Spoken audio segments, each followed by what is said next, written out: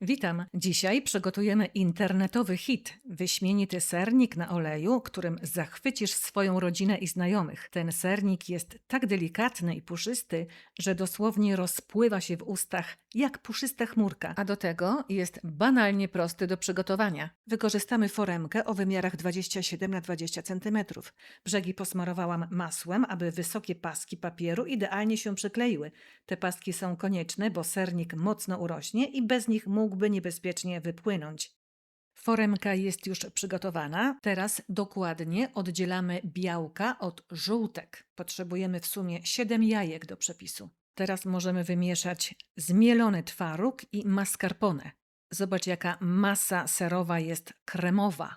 Przed włączeniem piekarnika na samym dole umieszczam już naczynie z gorącą wodą, aby stworzyć później parę. Dzięki niej sernik będzie wyborny. Do dużej miski wlewamy 7 żółtek, dodajemy cukier i wanilię.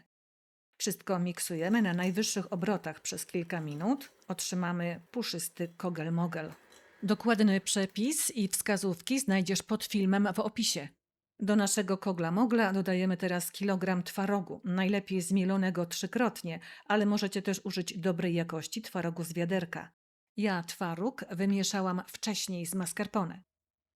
I mieszamy lub miksujemy na najniższych obrotach, aby zbytnio nie napowietrzać naszej masy. Następnie wlewam olej,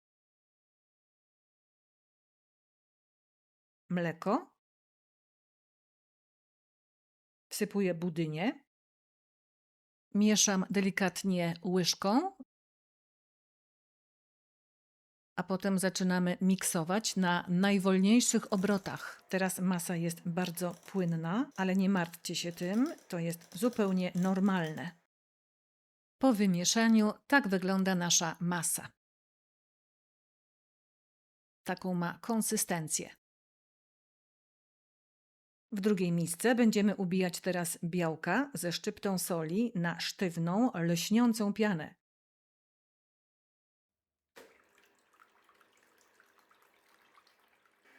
Jeżeli możesz, napisz mi w komentarzu, z jakiego miasta mnie oglądasz. Jestem bardzo ciekawa i pozdrawiam Cię serdecznie. Teraz partiami powoli dodajemy pianę do masy serowej. Nie używamy już miksera. Mieszamy delikatnie paletką lub łyżką, ruchami od dołu ku górze, aby zachować puszystość.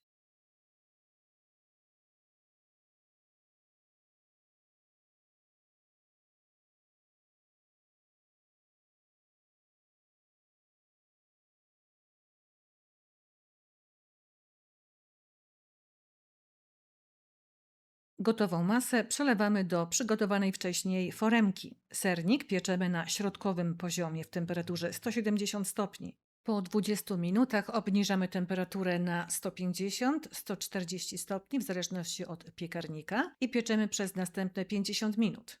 Dzięki parze wodnej sernik będzie upieczony równomiernie i będzie mięciutki i wilgotny. Po upieczeniu sernik wkładamy do lodówki.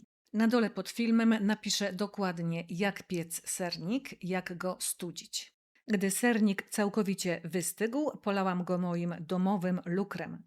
Lukier nie powinien być za rzadki i oczywiście nie powinien być za gęsty. W razie potrzeby dosypujemy cukru pudru lub dolewamy wody.